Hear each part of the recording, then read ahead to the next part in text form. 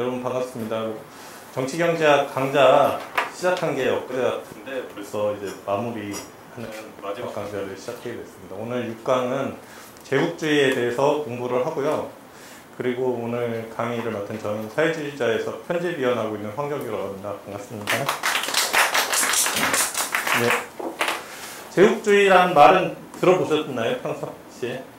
네, 제국주의도 뭐 적지 않게 쓰이죠. 예전에는 좀 더 많이 쓰였는데 요즘에는 조금 뜸하기는 하지만 간간히 이제 나오는 말인 것 같고, 또 대학 같은 데 가면 뭐 중고등학교 때 세계사 배울 때도 나오고, 대학 가서 이제 뭐 교양으로 이제 세계사 이런 걸 공부하게 되면 거기서도 항상 15세기 말 20세기 초는 제국주의라는 말로 설명을 하잖아요. 근데 이제 그렇게 이제 공부할 때 또 그런 제국주의가 이제 그때만의 일인 것 같이 생각되는데 또 그런 게 아니죠. 또 지금도 이제 이 자본주의 체제는 제국주의 질서, 제국주의 체제라고 할 수가 있는데, 그래서 오늘 공부하는 거는 사실 그렇게 이제 우리가 평상시에 언론이나 여러 이제 공부할 때 접했던 제국주의라는 것이 어떤 것인지 공부하는 시간이고요.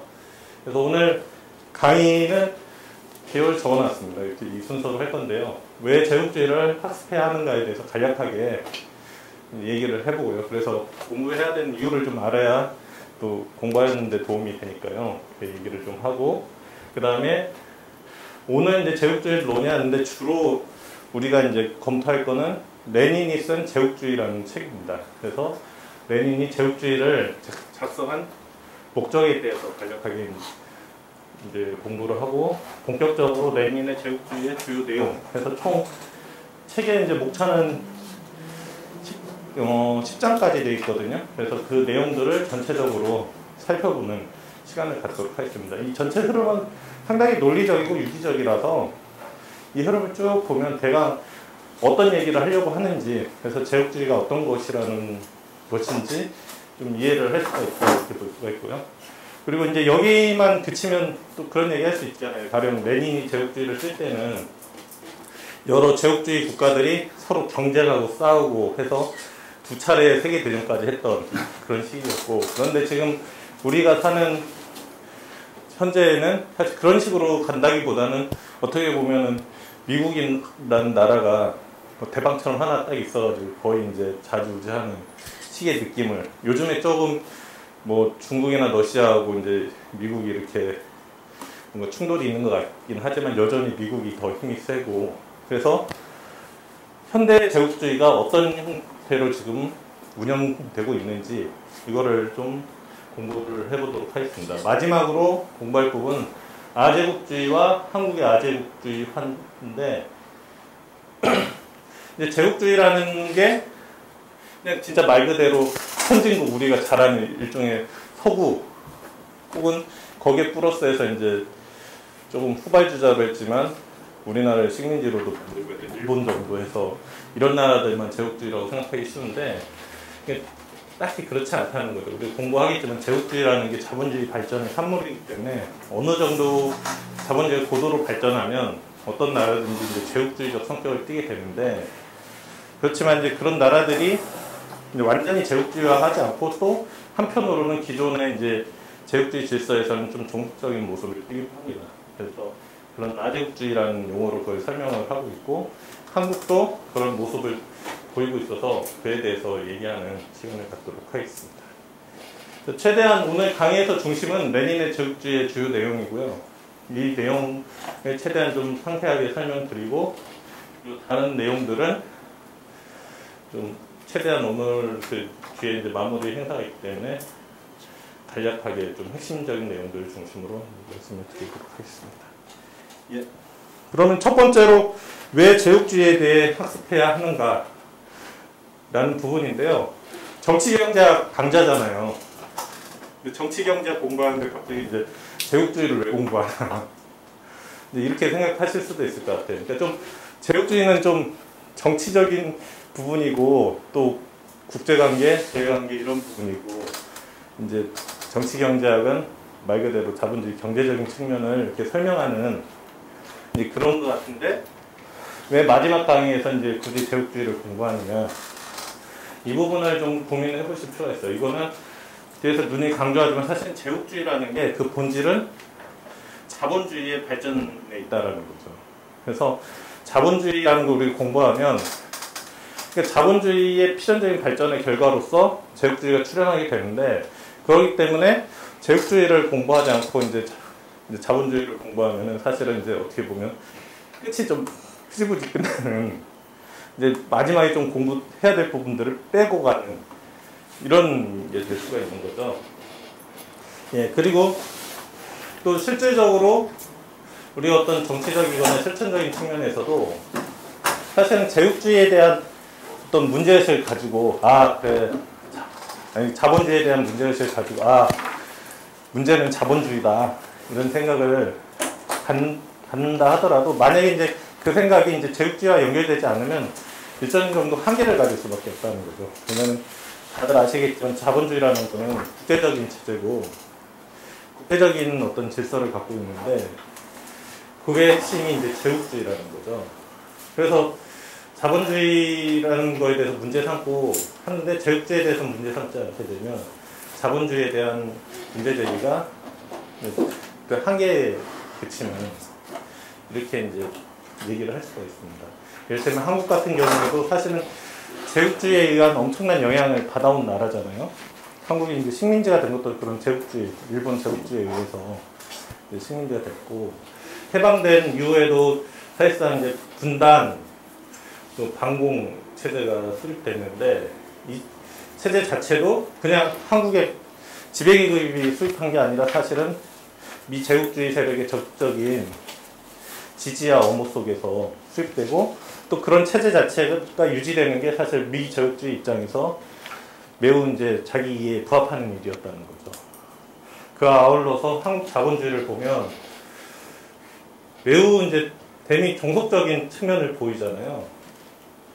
과거에 비하면 예전에는 말 그대로 이제 수출 의존도 이런 것만, 수출 수입 의존도만 보더라도 이제 미국, 일본에 대한 의존도 엄청 컸는데, 지금은 그거는 많이 약화되고 사실상 중국과의 관계가 경제적으로 커졌지만, 그럼에도 불구하고 항상 결정적인 순간에 이제 영향을 주는 건 사실 미국이라는 거죠.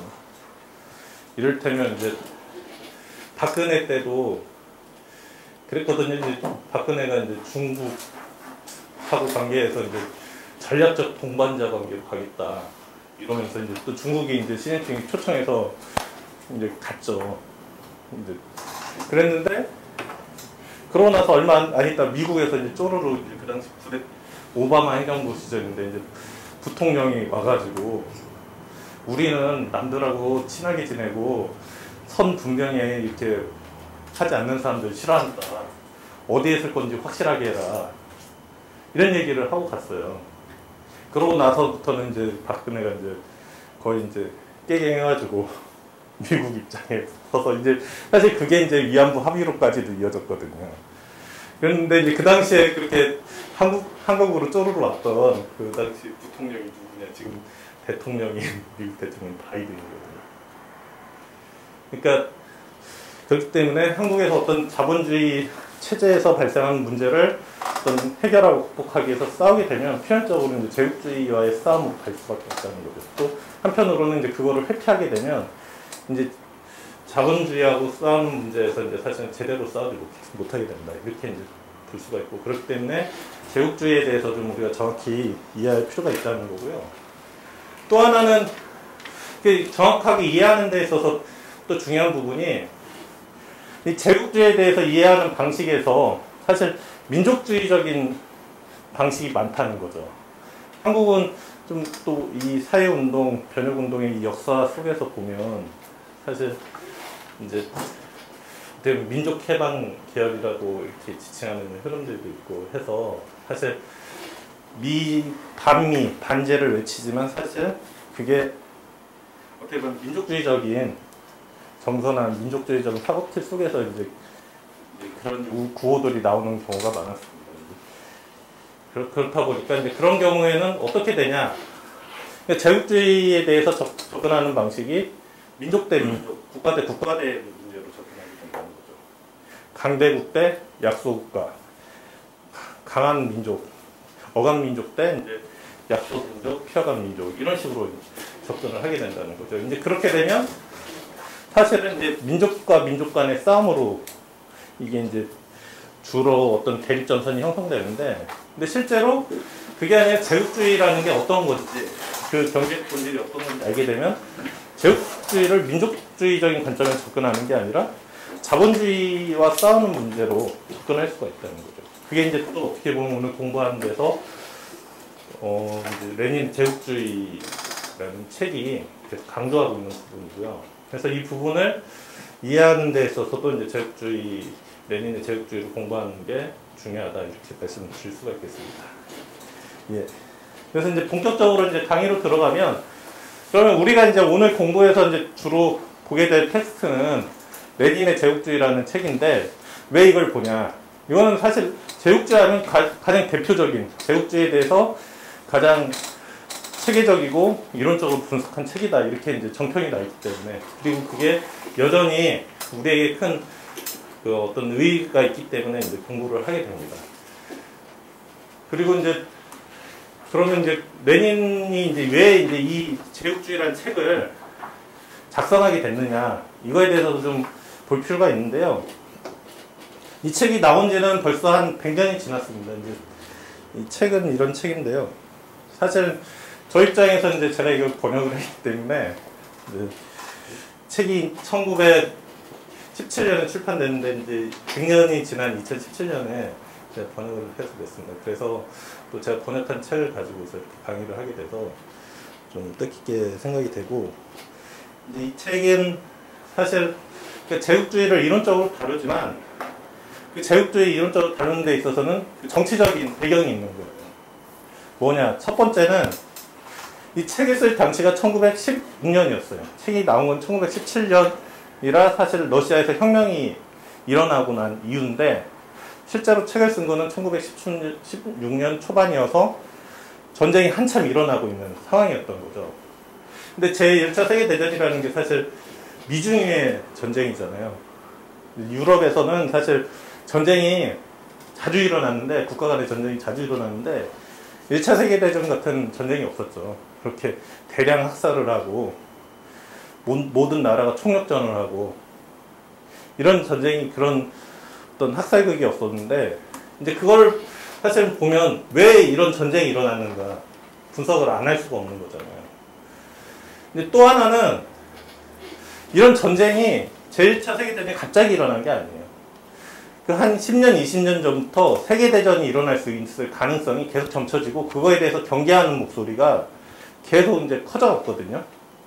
그러니까 이를테면 그 전부터 사실 제국주의 국가들 간의 무력 투쟁이 계속해서 일어났다는 거죠. 대표적인 예가 뭐가 있을까요? 그 당시에 19세기 말 20세기 초에. 어렵게 생각하시지 마시고, 가까운 우리나라 근처에서도 일어났었죠. 러일 전쟁.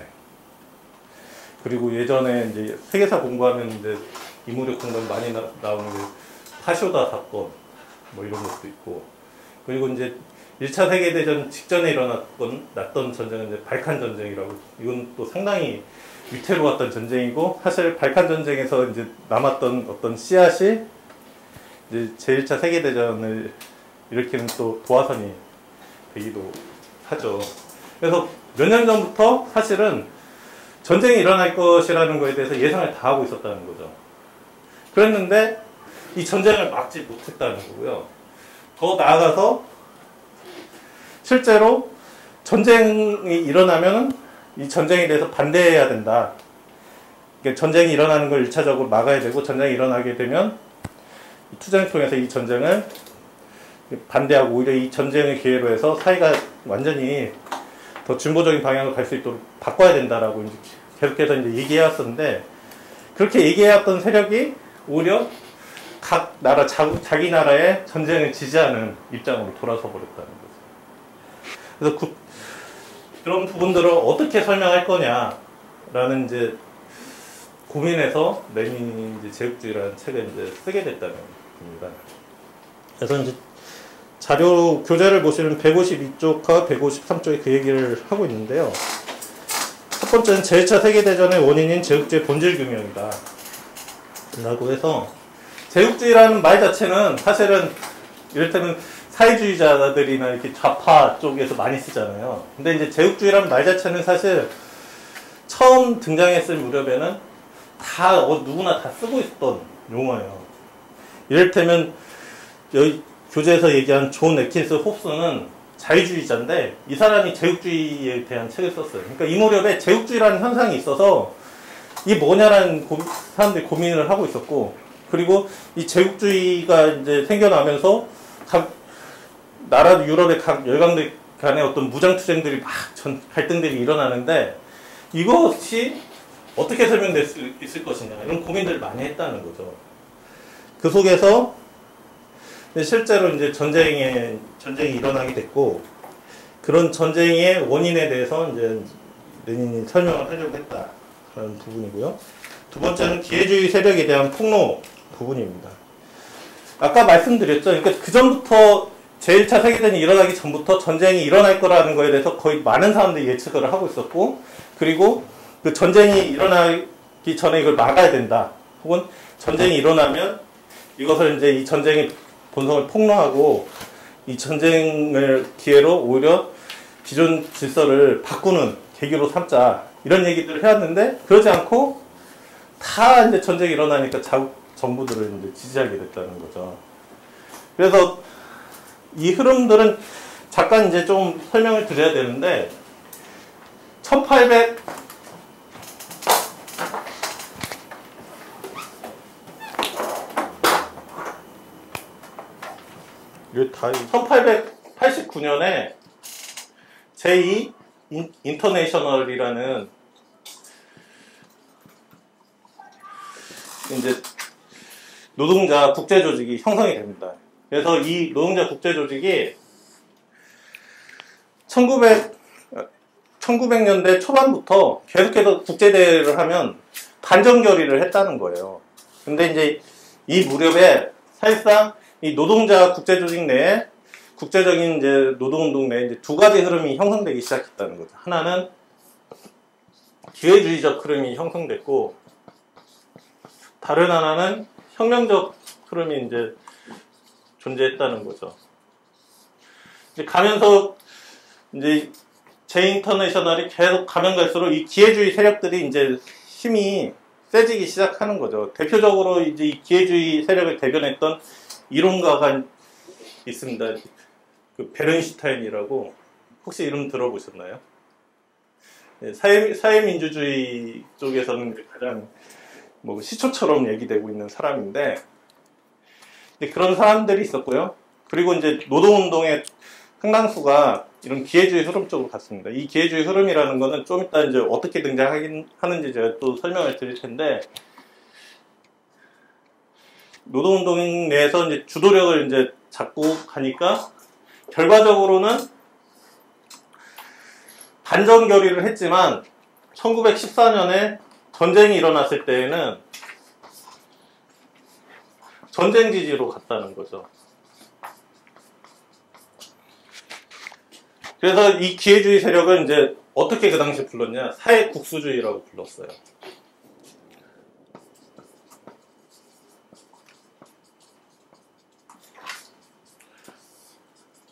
이제 사회국수주의라는 용어의 뜻은 배경 어떤 거냐면, 말로는 사회주의 얘기하는데 실제 행동에서는 국수주의라는 거죠. 그러니까 다양한 근거로 자국 정부를 지지한 거죠. 가령 독일과 러시아가 이제 전쟁을 한다 그러면 독일 이제 기회주의자들은 러시아는 짜르 전제 정부고 그래도 우리는 그것보다는 좀 나은 체제 아니냐, 자본주의로 왔고, 그러니까 이 독일 이 체제를 유지하는 게 러시아의 전쟁에서는 더 나은 거 아니냐, 뭐 가령 이런 논리를 폈다는 거죠. 그렇게 해서 이제 자국 정부를 지지하게 됐고, 그래서 결국에는 어떻게 됐냐면 제2인터내셔널이 사실상 정치적으로 파산하고 붕괴하게 된 겁니다.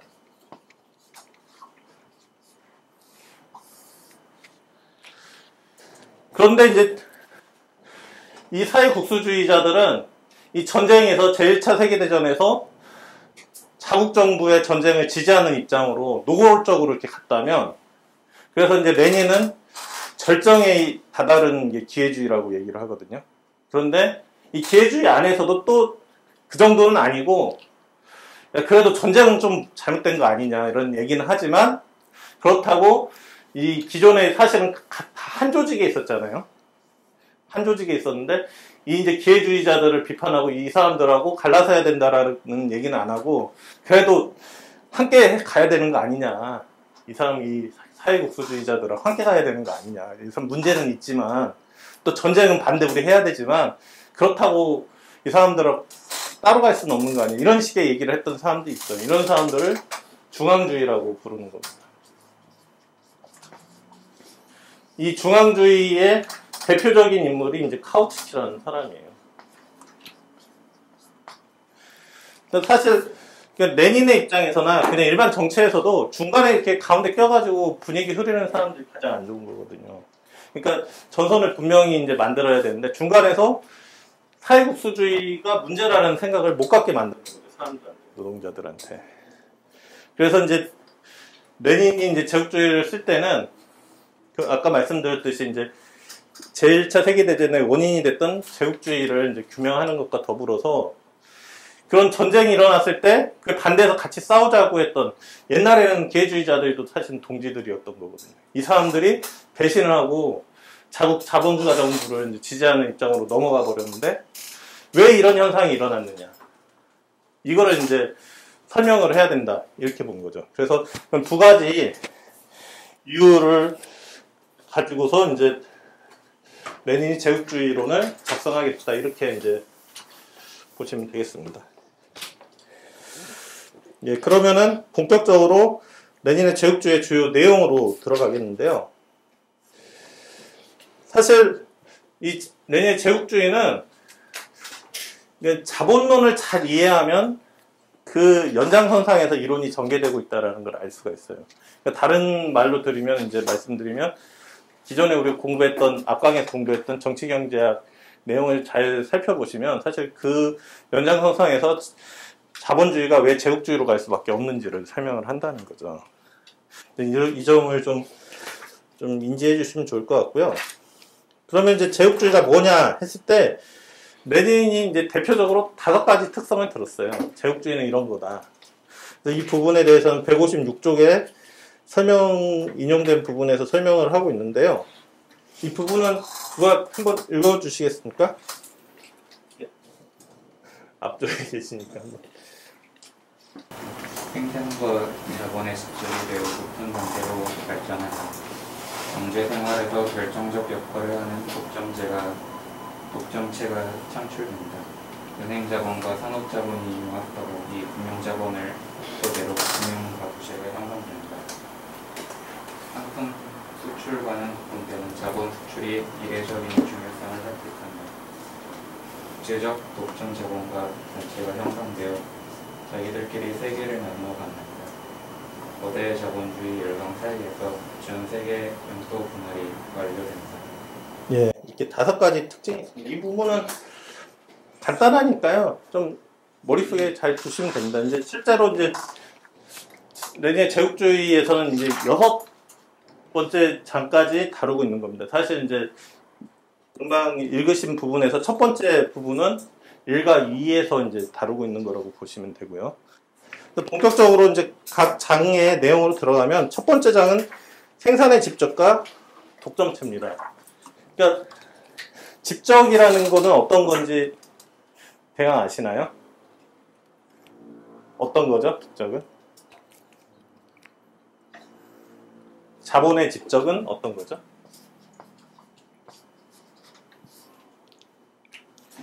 자본의 집적은 자본 자체의 크기가 계속 커져가는 게 자본의 집적이에요. 그러니까 지난 강의에서 우리가 공부하셨죠? 페이지로 나온 112쪽인가 그런데요. 115쪽. 5쪽에서 이제 설명을 하고 있는데요. 자본의 축적에 따라 자본의 집적이 이루어진다. 그래서 간략하게 설명했는데, 그러니까 저번 강의에서 확대 재생산을 공부하셨잖아요. 그러니까 자본이라는 거는 그냥 계속 자기 이윤 벌어들이면 그 이윤을 이와 같이 이거를 그냥 소비로 써버리는 게 아니라 그 중에 일부를 다시 이제 생산에 투자한다는 거죠. 그렇게 되면 어떻게 되는 거냐면 그 개별 자본의 크기가 계속 커지죠. 이 부분은 단순히 이제 그 개별 자본의 이제 어떤 돈으로 환산하는 크기가 커지는 것뿐만 아니라 생산 수단이 늘어나죠. 이를테면 공장 하나 했던 걸 2개 만들고 3개 만들고 이렇게 늘리는 거죠. 라인을 증설하고. 그러면은 그거는 어떤 것하고 또 연동되냐면 노동자들, 거기서 일하는 노동자들의 수도 늘어나는 거죠. 그러니까 이 자본의 집적이라는 거는 생산 수단이 계속 증대하고 거기에서 일하는 노동자들의 수가 계속 증대하는 현상인 겁니다. 이제 이 부분이 하나가 있고요. 그래서 이제 레닌이 이제 생산의 집적과 독점체라는 절에서는 이 생산이 어떻게 집적되고 있는가 당시에 이걸 엄청난 예를 들어가면서 설명하고 있습니다. 그래서 매우 소수의 기업이 막대한 노동자와 막대한 어떤 생산 수단을 쓰고 있다는 거죠. 그리고 이제 더 나가서 이제 집중이라는 게 있습니다. 집중은 어떤 거죠? 집중은 이제 개별 자본의 크기가 커질 뿐만 아니라 자본들이 서로 합쳐지면서 대자본으로 소자본이 흡수되는 이런 여러 과정들, 기업이 합병되고 이런 과정을 통해서 개별 자본의 크기가 또 계속해서 커져나가는 거죠. 그러니까 자본주의에서 이런 집적과 집중이 끊임없이 이제 발생을 하게 되는데, 사실 이렇게 집적과 집중이 계속 이제 증대하다 보면 어느 단계에서 이게 이제 양질 전화가 일어난다는 거예요. 그러니까 변증법에서는 이런 거를 양질전화라고 하는데, 뭐 변증법을 잘 모르시더라도 요즘에 그런 말이 있잖아요. 양 자체가 질이다, 뭐 이런 표현도 많이 쓰잖아요. 그러니까 집적이 계속 일어나서 개별 자본의 규모가 커지고, 그리고 소자본들을 대자본이 계속해서 흡수해 나가고 그러면 일정 단계가 되면 독점이라는 단계로 간다는 거죠. 이거는 이제 뭐 이렇게 이해하시는데 어렵지는 않으실 것 같아요. 한국도 이제 비슷하잖아요. 처음에는 개별 조그마한 데서 시작하던 업종도 어느 단계 되면 프랜차이즈화되고 그러면서 그쪽이 다 그냥 쓸어가 버리잖아요. 그러면서 이제 몇 개만, 결국에는 보면 몇 개만 남는 식으로 이렇게 이제 발전을 하게 되는데, 자본주의에서는 그게 아주 이제 뭔가 필연적이라는 거죠. 자본의 이제 그 축적이라는 속성에서 보면 필연적이게 되고, 그렇게 되면 이 독점이 이제 독점체를 또 낳는다는 거죠. 그래서 레닌이 얘기하는 건 이런 독점체가 독점으로 전환되고 독점체가 등장하는 시기가 19세기 말에서 20세기 초반이다. 그래서 이 무렵 때에서는 자본주의는 제국주의로 전환했다라고 얘기할 수 있다. 이렇게 이제 얘기를 하는 겁니다. 이 독점체의 종류는 뭐 여러 가지가 있습니다. 카르텔, 트러스트, 코체른, 뭐 신디케이트 해가지고 얘기 많이 들어보셨죠. 이제 한국의 이제 재벌 같은 경우에도 이런 독점체 하나죠. 근데 한국의 재벌은 이를테면 카르텔, 트러스트, 코체른, 신디케이트가 조금 다른 형태죠. 근데 이제 요즘 같은 경우에는 보면 그래도 재벌은 코체른 형태로 많이 가려고 그러죠. 특히 이제 신자유주의 이제 이후에 이제 김대중 정권 때부터 해서 기업들이 이제 지주회사를 수립해가지고 계열사들을 이제 그 아래로 편제시키고 순환출자를 좀 뭐랄까 자제시키고 해가지고 이게 좀 재벌의 형태를 좀 바꾸게 하려고 그러는데, 어쨌든 그런 이제 독점이 일정 단계에 오르면 독점체도 형성이 된다는 겁니다. 그리고 이제 이 독점이라는 게 그러면 어떤 의미가 있냐 했을 때는, 그러니까 이 독점이라는 건 생산이 엄청난 규모로 사회화되고 있다라는 의미입니다.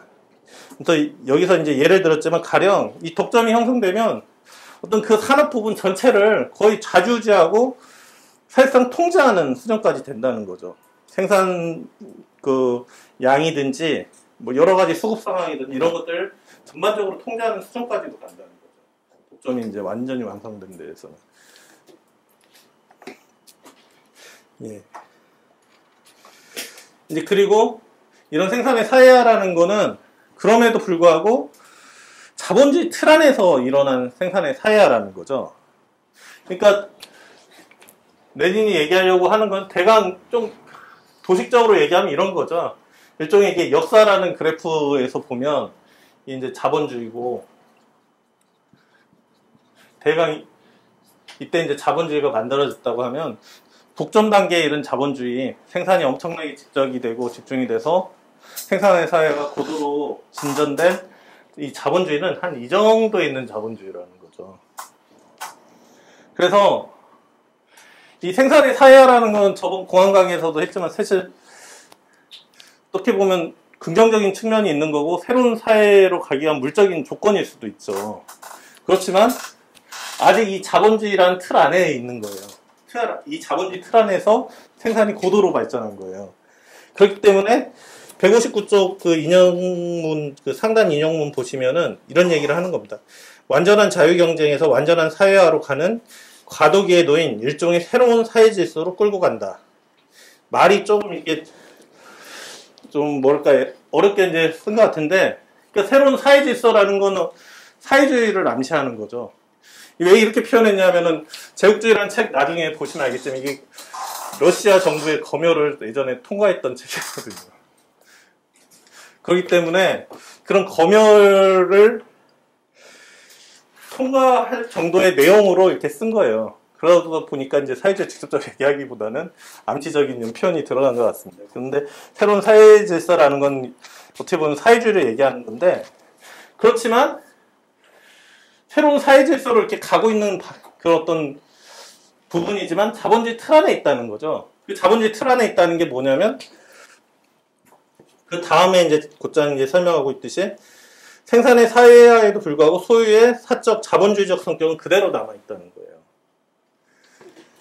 이렇게 되면 사실은 어떻게 되냐? 뒤에 곧장 나오지만 공황이 사라지나요? 안 사라지나요? 공황도 계속 발생하게 되죠.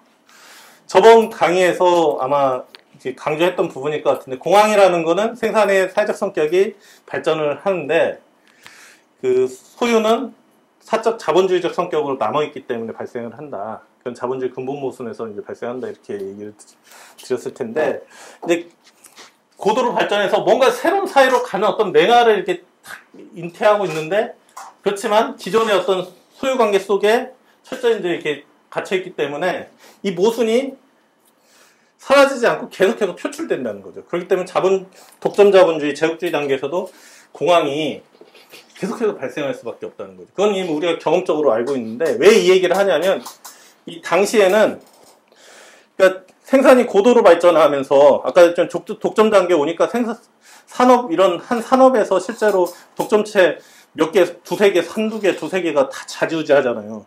그러면서 모든 생산에 대한 통제를 다 하니까, 이렇게 되면 그 생산에 대해서 모든 걸 다 규제하고 이렇게 계획해서 갈 수가 있으니까 자본주의 안에서 공황이 없이 그냥 계속 발전할 수 있는 거 아니냐, 이런 얘기도 나왔다는 거죠.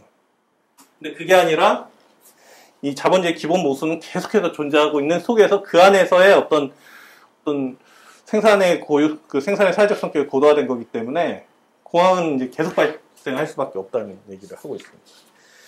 이 두 번째 절은 은행과 그것의 새로운 역할인데요. 은행도 마찬가지로 독점화된다는 얘기예요. 은행 같은 경우에는 예전에 은행의 역할은 중개자 정도의 역할이었다는 거죠. 이거 예전에 상업은행이라고 하잖아요. 그러니까 이제 사람들한테 돈 필요한 사람한테 돈을 빌려주고, 그 이제 빌려주면 그 가지고서 이제 이자를 받고 나중에 이제 원금 회수하고, 이 정도 역할을 했는데, 그러니까 은행 자체도 엄청나게 독점화된다는 거죠. 예를 들면 레닌이 여기서 이제 도이체방크를 들었는데, 도이체방크는 지금도 있죠. 엄청난 규모의 은행이라는 거예요. 베를린 9대 은행이 그들의 계열은행들까지 포함하면 113억 마르크, 다시 말해 독일 전체 은행 자본의 83%가량을 지배했다. 그러니까 5개 은행이 이제 독일 전체의 은행업을 이제 지배를 하고 있는 거죠. 그러면서 은행의 역할도 바뀐다는 거죠. 그러니까 흩어져 있던 자본가들이 단일한 집단적 자본가로 전환을 하고, 자본주의 사회의 전체 모든 업무를 자신의 의지에 종속시키는 것을 발견하게 된다는 겁니다. 그러니까 은행이 이렇게 커지고 그러니까 산업에 대한 장악력이 엄청나게 세진다는 거예요. 그러니까 예전에도 조그만하게 중개업 하는 측에서 신용을 뭐 잠시 빌려주고 하는 그런 정도의 역할을 할 때도 사실 돈 빌려줄 때는 그 사람의 신용 상태를 보잖아요. 그리고 이 사람이 나중에 갚을 것 같다라는 게 있어야지 빌려주는 거잖아요. 안 그러면 이게 돈 다 떼어 먹히는 거니까. 그런데 은행도 독점화되니까 엄청난 규모에서 산업 전체 그 대규모 산업 독점체들한테 돈을 빌려주는 거잖아요. 그러니까 그 돈을 빌려주고 하는 과정 속에서는 그걸 빌려주기 위해서 그 이제 독점체들에 대한 모든 정보를 다 갖게 되는 거죠. 또 그래야지만 이제 이게 괜찮겠다 해서 돈을 빌려주는 거잖아요. 그러니까 은행이 산업 전반에 대한 엄청난 통제력을 갖게 된다는 거죠. 예, 이것이 가능해진 이유는 이 독점자들이 은행 업무의 연계성, 당좌 계정, 여타 금융 업무 등을 통해서 우선 다양한 자본가들의 재정 상황을 정확히 파악할 수 있고, 그 다음으로는 그들을 통제할 수 있고, 신용을 제한, 확대, 촉진, 방해함으로써 그들에게 영향을 끼칠 수 있고, 마지막으로 그들의 운명을 완전히 결정하고 그들의 소득을 결정하고 그들로부터 자본을 박탈하거나 그들이 자사 자본을 급속하게 엄청난 규모로 증대시키도록 허용할 수 있기 때문이다 라고 이제 레닌은 얘기를 하고 있습니다. 이런 변화가 갖는 여러 특징들은 좀 직접 시간 관계상 보셔야 될 것 같고요. 그러니까 은행이 막대한 힘을 갖게 된다는 거죠. 이제 3절에서 얘기하고 있는 거는 금융자본과 금융과도제입니다. 금융자본이라고 하면 일반적으로 우리가 이제 그냥 은행자본 이런 걸 금융자본이라고 얘기하잖아요. 근데 엄밀하게 얘기하면 금융자본은 은행자본이 아니라 그 은행자본과 산업자본이 결합을 하게 되는 겁니다.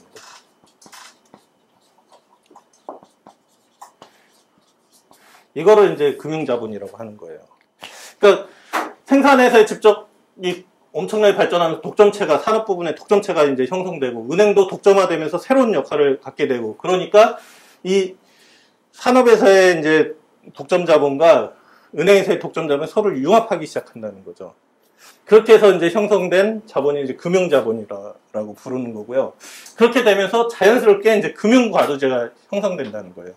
그러니까 일종의 자기들끼리 이제 서로 계속해서 인적으로 결합을 하면서 이 자본주의 체제 전체를 지배하는 소수의 어떤 지배 체제를 이제 형성하게 된다는 겁니다.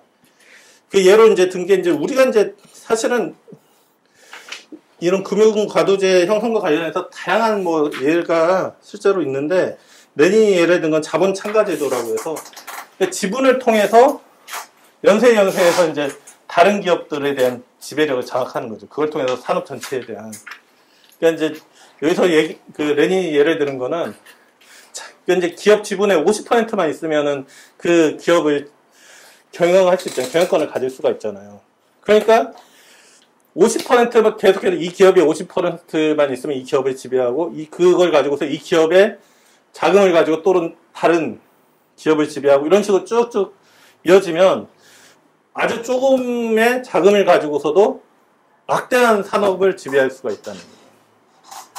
이게 이제 지금 한국의 이제 재벌도 마찬가지잖아요. 재벌도 자기 지분은 엄청 조금인데 그 지분 가지고 순환 출자도 하고 막 이렇게 다른 지분 동원해가지고 재벌이라는 막대한 이제 금융 과도제를 이제 지배를 하는 거죠. 거기에 흥미로운 말은 이제 이 과정에서 이제 주식회사라는 게 쓰이는데, 주식이라는 게 이제 사용되는데, 그러니까 이런 지배를 이제 효과적으로 도와주는 게 주식의 액면가를 엄청나게 낮춘다는 거죠. 지금 한국도 한 5,000원이죠, 원래 이제 액면가는. 근데 그렇게 이제 낮춰놔야 모든 사람들이 이제 모든 그 자본가들뿐만 아니라 금융자본뿐만 아니라 이제 일반인들도 이제 주식 매매에 뛰어들 수가 있으니까 자신들의 지배를 이제 지키고, 그리고 이제 자기들끼리 헤쳐먹는다는 거를 좀 물타기 하는데 유용하다는 거죠. 그래서 이미 이제 20세기 초반부터 주식 액면가를 엄청나게 낮춰놔야 된다, 이런 얘기들을 많이 했다는 거죠. 그리고 국가기관과의 유착도 강화된다는 거죠. 회전문 인사. 이런 게 이제 어떤 이제 금융자본의 아주 독특한 특징입니다. 이건 한국도 이제 계속해서 이게 문제가 되고 있는데, 한국뿐만 아니라 미국도 또 문제가 되고 있고. 그러니까 공직을 갖고 있다가 다시 이제 어디 기업, 금융권이든 어디 기업에 들어갔다가 또 이제 또 정권이 조금 몇 번 바뀌고 나면 다시 그 사람이 또 가가지고 공직자로 이제 들어간다든가. 이렇게 해서 이제 서로 간의 이해관계를 계속해서 보장해주는 이런 시스템이 체계화된 건데, 그게 이제 금융가도제의 이제 특징이라는 겁니다. 마지막으로는 금리생활자의 증가인데, 금리생활자는 이렇게 이제 금융자본에 의해서 그러니까 이제 투자를 하면은 그걸 가지고서 이제 은행이 산업 전체를 지배하고 이렇게 되니까 이제 어떤 자기의 이제 자본은 이제 그냥 다 투자해놓고서 거기서 나오는 이자를 가지고만 생활을 하는 사람들이 늘어난다는 거죠. 그래서 이표 절치를 가지고서 이제 생활하는 사람들이 이제 늘어난다. 이런 표현을 이제 얘기를 하고 있습니다. 네 번째 장에서는 자본 수출에 대해서 얘기를 하고 있는데요. 앞에 이제 두 부분에서, 아니, 세 장에서 경제적으로 이제 독점 자본주의가 형성되는 이제 특징들을 설명을 한 겁니다. 거기서 이제 더 나가서 이제 자본 수출에서는 어떤 게 나오는 거냐면, 자본주의가 이제 독점 자본주의가 되면서 고도로 발전하니까 자국 내에 막대한 이제 과잉 자본들이 형성되기 시작하는 거예요. 그럼 이 과잉 자본이 자국 내에서는 투자될 데가 별로 없는 거죠. 그러니까 이 자본이 다른 나라로 이제 수출되기 시작한다는 거예요. 그래서 제국주의의 또 두드러진 특징은 그 자본 수출에 있다, 이렇게 얘기할 수 있거든요. 그러니까 혹시 세계사 공부하신 분들은 이 무렵을 얘기할 때 제국주의 얘기하면 많이 이제 거론되는 특징이 원료와 상품 시장을 확보하기 위해서 이제 제국주의가 형성됐다, 이런 식으로 얘기하잖아요. 사실 그거는 틀린 얘기다. 원료와 상품 시장 확보는 그 이전 단계의 얘기죠. 우리가 지난 강의 때 이제 산업자본과 형성과 관련해서 식민제도를 활용한 거, 이게 이제 얘기가 됐었는데, 그 무렵 얘기고, 이 제국주의라는 단계에 왔을 때 기존의 자본주의와는 어떤 부분이 다르냐? 상품을 수출하고 뭐 원료 수입하고 이런 게 아니라 자국에 남아도는 과잉 자본을 다른 나라에 수출하기 시작한다는 거죠. 그러니까 자본주의가 발전하면 과잉 자본이 엄청나게 형성이 돼요. 제가 여기서 한 4가지 예를 들었는데요. 첫 번째로는 자본주의가 발전하면 이윤율이 떨어지잖아요. 그래서 그 이윤율이 떨어지기 때문에 이전에는 투자했던 돈들이 투자 안 되고 묶여있는 경우가 많아요. 이게 투자해봤자 별로 돈이 안 되니까. 그리고 두 번째로는 기업이나 이런 데에서는 고정자본이 있잖아요. 이 고정자본이라는 건 한 번에 이렇게 자금이 회수가 안 되는데, 그러니까 긴 시간 동안 수차적으로 이게 돈이 이제 들어오는데, 그러면 이게 이제 일시적으로 일정 기간 묶여 있는 거죠. 그리고 세 번째는 생산이 직접 집중되니까 어떤 사업을 했을 때 초기 자금의 규모가 엄청나게 커지는 거예요. 예전에는 한 10억 정도 가지고는 뭐 웬만한 거 다 했는데 지금은 10억 가지고서도 뭐 사업하려고 하면 좀 힘들다. 이를테면 그렇게 되는 거죠. 그러면은 그 돈들이 투자 안 되고 또 묶여 있는 거죠. 그리고 마지막으로는 노동자들의 임금 이런 경우도 한꺼번에 쓰는 게 아니잖아요. 그러니까 일정 기간 은행이나 이런 데에 묶여 있게 되거든요. 그런 돈들도 막대합니다. 그렇게 되면 이런 돈들이 막대한 이제 과잉 자본을 형성하게 되는 거예요. 한국도 과잉 자본이 엄청나거든요. 일례로 보면 얼마 전에 뭐 SK 바이오사이언스인가 여기서 이제 주식 발행을 한다고 그러니까 이제 청약 증거금으로 순식간에 30조 원이 뭐 모였다. 막대한 돈이잖아요. 30조 원이면. 그러니까 이 한국 사회에도 엄청난 과잉 자본이 있는 거죠. 그러니까 이런 자본들이, 그러니까 자본주의 안에서는 사회의 어떤 유용한 발전을 위해서 사용되지 않는다는 거죠. 이 자본은 자본주의에서는 결국에는 더 많은 이윤을 주는 대로 가는 거죠. 그래서 자본 수출이 이제 더 높은 이윤이 나는 곳으로 수출되고 그게 주로 이제 후진국이라는 거죠. 그러니까 일반적으로 후진국은 자본주의 발전이 아직 낮은 단계에 있다 보니까 이를테면 유기적 그 자본의 유기적 구성도 낮고 그러니까 이윤율이 상대적으로 높은 거죠. 그러니까 그런 여러 가지 요인에 의해서 그러니까 뭐 반드시 후진국으로 가는 건 아니지만 높은 이윤율을 보장해주는 후진국으로 많이 이제 자본 수출이 된다는 거죠. 그리고 이제 이런 이제 수출 자본주의에서 이제 제국주의에서 이제 자본 수출이 되는 방식도 나라마다 조금씩 편차는 있다는 거죠. 중국, 영국 같은 경우에는 자국 식민지의 자본을 수출했기 때문에 이제 식민지 제국주의라고 불렀고, 프랑스는 유럽, 러시아에 투자했다는 거죠. 그리고 국채 형식으로 해서 고리대 자본주의라고 부를 수 있다. 이렇게 얘기를 하고 있고요. 독일은 식민지가 없으니까 유럽이나 아메리카 대륙에 많이 또 자본 수출을 했다라는 얘기를 합니다. 그리고 이 자본 수출에서 이제 좀 주목할 부분은 이 자본 수출을 하게 되면 결국에는 이윤이 높은 후진국으로 자본이 수출되면 이 이제 수출하는 사람이 그걸 의도하진 않았지만 그 자본이 수입된 그 나라는 자본주의가 발전하게 되는 거죠. 일정 정도. 그러니까 제국주의에 이제 종속된 상황이 있지만 일정 정도 그 사회 자체는 자본주의적 발전을 하게 되는 거죠. 그래서 165쪽 보면 이렇게 얘기를 하고 있습니다. 자본 수출은 자본 수입국들의 자본주의 발전에 영향을 미치고 그 발전을 엄청나게 가속시킨다. 따라서 자본 수출은 일정 정도 자본 수입국의 발전을 억제하는 경향도 있지만 이를 통해 전 세계에 걸쳐 자본주의 발전을 한층 더 확대하고 심화시킨다. 이걸 잘 이제 좀 보실 필요가 있어요. 예전에는 이제 뭐 발전 이론이 이런 걸 보면 그러니까 중국돼 있으면 발전을 못 한다라고 봤어요.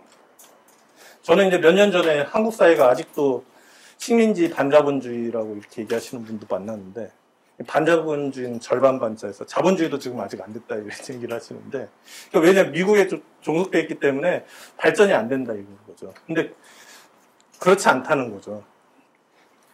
그러니까 지금 어떻게 보면 이런 이유에서 사실은 전 세계적으로 자본주의적인 발전이 엄청나게 일어난 거죠. 이게 신자유주의 시절에 아웃소싱 한다고 자국산업 아웃소싱 한다고 제3세계 이제 후진국에 많이 공장을 이전했잖아요. 그게 이제 결과적으로는 그 사회를 발전시키기 위한 게 아니지만 결과적으로는 그 사회의 이제 자본주의 발전을 촉진시키는 역할을 하게 되는 거죠. 그걸 통해서 이제 그 사회가 이제 새로운 어떤 물적 조건을 가지고서 이제 사회주의로 넘어갈 수 있는 또 조건을 만들어주는 거죠. 말씀드렸지만 그 의도했던 게 아닙니다. 그 사람들이. 좋은 선의를 갖고 하는 건 아니지만 이제 그런 효과를 갖는다는 거예요. 그리고 5장에서는 자본가 단체들 사이의 세계 분할을 얘기하는데 이건 간단합니다. 이제 자본주의 자체도 세계 시장이기 때문에 제국주의가 되면 이 세계 시장도 완전히 이제 독점체들이 국제적으로 놀아먹는다는 거죠. 서로가. 6장에서 열강들 사이의 영토적 세계 분할과 그 완료에서도 마찬가지로 그러니까 단순히 시장만 분할하는 게 아니라 실제 땅들도 다 나눠가지고 후진국을 다 자기 식민지화만 해버린다는 거예요. 혹은 식민지가 안 되면 일종의 자기 종속국으로 만들어버린다는 거죠. 근데 문제는 이제 중요한 우리가 이제 여기서 그 포착해야 될 부분은 영토적인 세계 분할을 한다가 중요한 게 아니라 그 세계 분할이 완료됐다는 거예요. 이 당시에. 제국주의를 쓸 무렵, 제1차 세계대전이 일어날 이 무렵에 영토적 분할이 다 완료돼 버렸다는 거예요. 그러니까 이 지구의 땅덩어리 중에 제국주의 국가들이 서로 나눠먹을 땅이 없고 다 나눠먹었다는 거예요. 근데 그렇게 되면 어떻게 되는 거죠? 이게 다 힘으로 서로 힘의 세력, 그 어떤 자기 힘에 따라서 다 이제 그 종속국들을 나눠먹은 거잖아요. 그러면 이걸 다시 나누려면 어떻게 해야 되는 거죠? 힘으로 나눠야 되는 거죠. 가령 영국이 딱 보니까 독일이 우리보다 이제 더 성장하는데 우리가 영토를 식민지를 너무 많이 가지고 있어.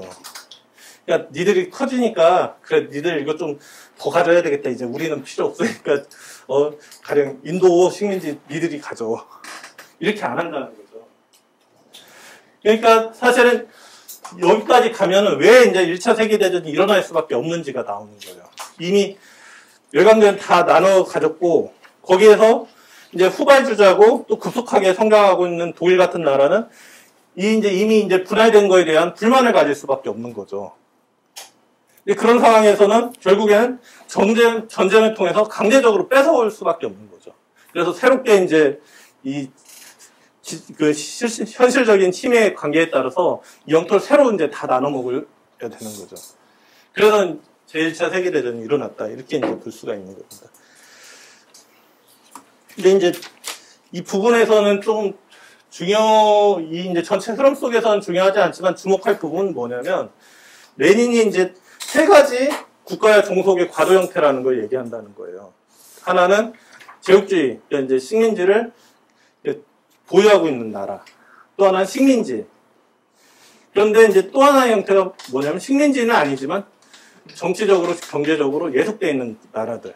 이런 나라들이 있다는 거예요. 그러니까 이 얘기의 의미는 뭐냐면, 식민지라는 게 제국주의의 어떤 필연적인 형태는 아니라는 거예요. 그러니까 식민지라는 건 제국주의 이전에도 있었잖아요. 그런데 이제 제국주의 단계에서 식민지를 이 당시에 선언했던 거는, 식민지는 확고하게 이건 내 나와버리다 이렇게 만들어주잖아요. 니네들 건들지 마 이렇게 만들어주잖아요. 그래서 식민지를 선호하지만 제국주의가 반드시 식민지라는 어떤 형태를 가져야만 하는 건 아니다라는 거예요. 이 부분을 강조드리는 거는 2차 세계대전이 끝나고 나서는 사실 식민지가 많이 이제 해방됐잖아요. 그럼에도 불구하고 제국주의 질서가 여전히 존재한다고 얘기하는 이유는, 식민지에 해방됐다 하더라도 여전히 정치 경제적으로 종속되어 있는 나라들이 존재한다는 거고, 그걸 통해서 제국주의는 자신의 영향력을 계속 유지할 수 있다라고 이렇게 말씀드릴 수가 있어요. 그래서 이제 6장에서 국가 종속의 과도 형태들에 대해서 얘기하는 부분은 그런 의미가 있다는 거고요. 7장은 자본주의의 특수한 단계로서 제국주의를 얘기하고 있습니다. 그러니까 이제 이걸 전체적으로 요약을 하는 거예요. 그래서 이 결론은 뭐냐? 제국주의는 이제 자본주의의 이제 독점 단계라는 겁니다. 독점 단계에 이른 자본주의가 이제 제국주의라는 거고요. 그리고 이제 이 부분이 왜 중요하냐면, 이 장에서 이제 카우츠키를 비판하는데, 이렇게 봐야지만 제국주의를 제대로 이해할 수 있다는 거예요. 제국주의를 어떤 자본주의의 어떤 필연적인 발전의 산물로서, 앞서서 설명한 이러한 어떤 발전의 산물로서 보는 게 아니라, 단순히 그 자본주의 그 나라들의, 강대국들의 어떤 정책으로, 어떤 선호하는 어떤 정책으로 이렇게 보게 되면 둘이 분리되는 거예요. 그러니까 이런 어떤 독점 단계에 왔어도 이런 제국주의 정책, 제국주의 국가로 안 갈 수도 있다는 얘기를 하는 거예요. 그러니까 단순히 이제 정책이게 되면 좀 더 좋은 정책을 쓰면 되잖아요. 평화를 애호하고, 그리고 다른 나라와 이제 화목하게 지내는 식의 어떤 그런 정책을 쓰면 된다. 이렇게 되는 거죠. 그러니까 일종의 제국주의의 정치와 경제를 분리시켜버리는 거죠. 실제로는 제국주의가 나타낸 여러 이제 약탈적인 정책들은 이 경제적인 본질에서 나오는 건데, 그렇게 보지 않게 된다는 거죠. 그래서 7장에서 이제 제국주의가 자본주의의 독점 단계라는 이 규정이 이제 중요하다라는 게 나오는 거고요. 8장에서는 자본주의의 기능성과 부패성인데, 이 금리 생활자들이 이제 늘어난다는 얘기를 하는 겁니다. 제가 이제 자료를 드렸는데, 이거예요. 이제 밑에 부분이 2표예요. 2표 절차에서 생활한다라고 했는데, 채권을 보면 끝에 이제 2표가 있습니다. 쿠폰을 뜯어서 가지고 가가지고, 이거 은행 가서 이 채권을 발행한 데 가서 저 잊어주세요 하면 이거 돈을 주는 거예요. 이런 걸 가지고서 생활하는 사람들이 늘어난다는 거죠. 그리고 노동운동 내 기회주의 세력이 이제 등장하게 된다는 겁니다. 기회주의 세력 관련해서 아까 말씀드렸는데, 그 기회주의 세력들이 등장할 수 있는 토대가 뭐냐라고 했을 때는, 제국주의에서는 자본 수출에 의해서 막대한 이제 초과 이윤, 독점 이윤을 획득하게 된다는 거예요. 그러면은 그렇게 해서 이제 해외 수출된 자본에서 나오는 그 초과 이윤, 독점 이윤을 노동자 계급 상층 일부를 매수하는 데 쓸 수 있다는 거예요. 이 매수는 직접적으로 뭐 돈을 찔러줘서 이렇게 한다는 게 아니라 그게 이제 내용적으로 매수라는 거예요. 노동자들을 그러니까 자본가 편으로 만들기 위해서 이윤의 일부를 여러 가지 형태로 나눠주기 시작한다는 거죠. 이제 그렇게 그런 방식을 통해서 이제 유럽의 노동운동 내에 이른바 이제 노동 귀족층이 형성됐고 이런 노동 귀족층들이 기회주의 세력의 대중적인 토대가 됐다는 거죠. 그러니까 이런 사람들은 자국의 제국주의 정책에서 혜택을 보고 있는 거예요. 그러니까 자국이 계속해서 제국주의 정책으로 가고 다른 나라랑 싸워가지고 자국이 이겨야지 자신들이 그동안 받았던 콩고물이 계속 유지가 되잖아요. 그러다 보니까 이 사람들은 아까 말씀드렸던 그런 사회국수주의적인 정책을 계속해서 옹호하게 된다는 겁니다. 그런 거를 이제 제국주의와의 관계 속에서 이제 설명을 한 거고요. 그러니까 제국주의 마지막 비판하는 부분은 여러 이제 부르주아, 소부르주아 세력과 이제 카우츠키에 대한 비판인데, 아까 이제 잠깐 말씀드렸어요. 이제 카우츠키에 대해서. 그런 것처럼 부르주아, 소부르주아도 이게 사실은 자본주의 자체에서 나온 건데 그렇게 보지 않고, 그러니까 제국주의 정책이 어쨌든 너무 심각하고 문제가 있고 식민지에서 너무 피해간 민족들을 억압하고 그러니까 그런 것 좀 자제하자. 혹은 자국 내에서 독점이 너무 심각하니까 독점체들이 너무 이제 무소불위의 힘을 부리고 엄청나게 이제 이득을 가지고 가니까 이걸 좀 규제하자 이런 식으로밖에 얘기를 안 한다는 거죠. 그리고 이제 카우츠키 같은 경우에도 비슷하게 그런 얘기를 하고, 이 초제국주의는 뭐냐면, 그러니까 지금 제국주의 전쟁이 일어나고는 있지만, 그러니까 제국주의 어쨌든 이게 돼가지고 국제적으로 독점 자본가들이 식민지를 억압수탈하고 있으니까 공동 경영하고 있는 거 아니냐. 그러니까 오히려 그런 것 때문에 서로 화목하게 지낼 수도 있는 거 아니에요, 자본가들이. 그런 주장을 했다는 거죠. 그러니까 이제 초제국주의는 일종의 사실상 현실 불가능한 얘기를 하고 있는 거, 그런 이제 주장이 되는 겁니다. 이런 얘기들은 실제적으로 이제 최근에 2008년에 이제 대공황 있기 전에 이런 얘기들도 조금 나왔었어요. 서로 이제 자본가들이 국제적으로 동조화되어 있어서 그렇기 때문에 옛날처럼 이제 제국주의 그 자본가들 사이에 어떤 충돌이나 갈등이 없이 서로 같이 노동자들 그리고 이제 민중들 수탈하면서 그러면서 평화적으로 자본주의가 갈 거다 이런 얘기들이 있었거든요.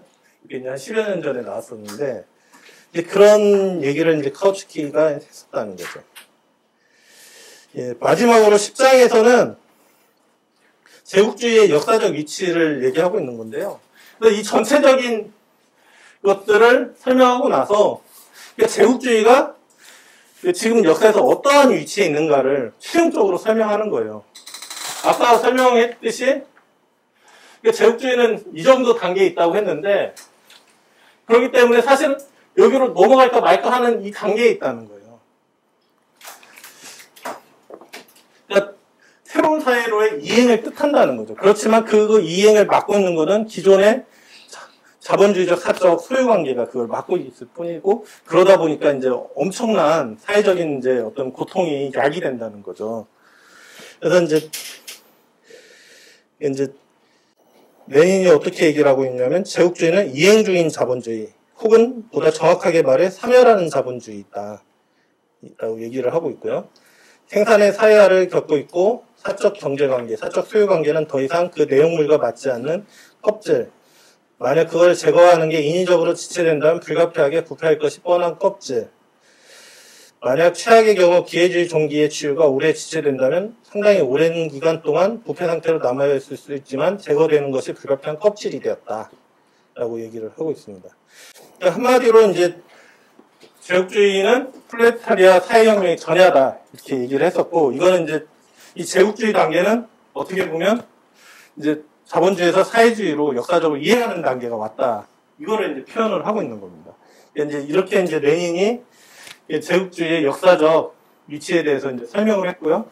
이 부분은 사실 지금도 유효할 수 있습니다. 어떻게 보면 자본주의는 또 고도화될 때 더 고도화되고 이 제국주의 문제는 더 심각해지면 심각해졌지 약화되지 않았거든요.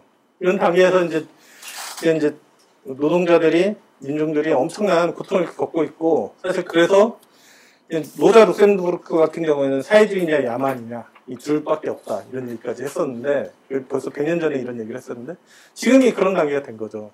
그러니까 뭔가 이렇게 새로운 단계의 사회로 넘어가야 되는데 그러지 못하고 계속해서 낡은 틀이 이제 그 낡은 틀 안에서 발전했던 것들을 계속 억누르고 있다 보니까 사회 각종 야만과 같은 상태들이 이제 발생하게 되는 거죠.